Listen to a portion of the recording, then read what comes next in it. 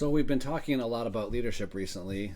As I've mentioned in some of my previous videos, I'm currently working my way through John Maxwell's 21 Irrefutable Laws of Leadership. It's a book I've read several times, but it's been probably 8 or 9 years since I read it last. So if you haven't read it, you're not familiar with it, again, I highly recommend it. It's one of my favorite leadership books. And most recently I was reading chapter 3, which is on the law of process. And it's kind of ironic because as I'm reading through the book and reading through the chapters, again, excellent book, but a lot of times as I'm reading through the chapters, I get my own ideas about leadership. And just based on my experience, I've been in a leadership position throughout my career, obviously, but even going back to law school, which now is a long time ago, I held various leadership positions, both in school and out of school. And so I've had lots of leadership experience over the course of my life, and definitely the law of process is one of the really important ones. He talks about how you kind of go from not knowing anything about leadership, but being in a leadership position, to having leadership be just an automatic thing that you do by the time you get to a certain point in your career. But kind of what I want to talk about tonight was the fact that if you're a leader and you exercise your leadership ability and you do so in a healthy way through influence and through just the leadership skills you've developed over the course of your career, there's going to be times when you're going to either be in an organization or maybe a department within an organization where your leadership ability is not going to be appreciated. And typically those places are going to be either companies, firms, or departments that have, for lack of a better term, an abusive leader, someone who doesn't lead through influence, someone who leads through fear, manipulation, leverage, or some other toxic type of trait. And so oftentimes if you come into that situation and you're a strong leader, you are going to be very intimidating to that person that's in that leadership position at your firm or within your department. And so I can tell you, for instance, there was a firm I was recently with, not that long ago, not the one I'm currently with, but and one of the leaders of that firm was a very insecure person. And what I learned was he liked to hire people that came across as very timid, who weren't well-spoken, who weren't very verbally communicative in the interview process. Like, that was his preferred candidate. Like, that's the kind of person that he preferred to hire, whether it was a male or a female or whatever the case would be. That was the type of person he preferred to hire. And when I first was there, I couldn't really understand why that was the case, because we often we didn't get into arguments about it, but we had some pretty intense discussions about who we should hire. And I never wanted to hire the individual that he wanted to hire, and he never wanted to hire the individual I wanted to hire. And so there was this kind of back and forth about that, because I always prefer.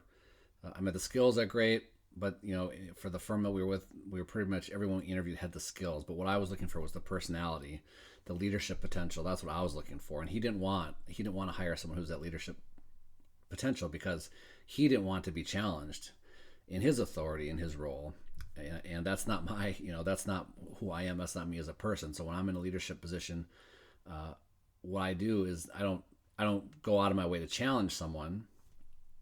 But if something isn't being done correctly, or someone is being not treated properly, or being taken advantage of, or whatever the case would be, I'm going to speak up for that person, or I'm going to speak up for what I believe is right in the situation. And I'm not going to go quietly into the night. And so at that place where I worked, because my leadership is described as a strong leadership style, I do have a very strong leadership style. I'm direct. I'm to the point. I don't mess around. If any of you who are watching this know me, that's me to a T. What you see is what you get. And so that's how I am. That's how I was. I can tone it down, but so that's how I was in this firm. And he didn't like it, because I was one of the few people who, when he would engage in toxic behavior, I would call him out on it. Not in an inappropriate manner, but I would call him out on it. And I would say, hey, you can't talk to me like that. You can't talk to my team like that. That's not appropriate.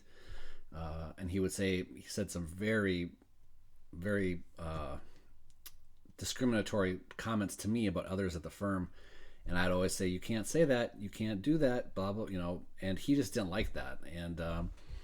And he didn't like it because basically I wasn't a respecter of persons, because yes, he held a certain position in the firm, but he only really held that position in the firm because of a relationship he had with someone else at the firm, right? So um,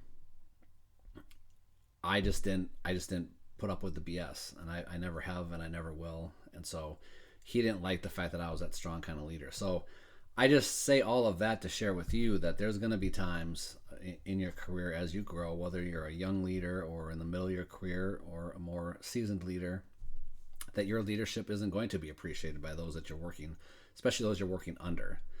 And typically that is because they aren't as strong of a leader as you. They might not be a leader at all, and they are intimidated by you.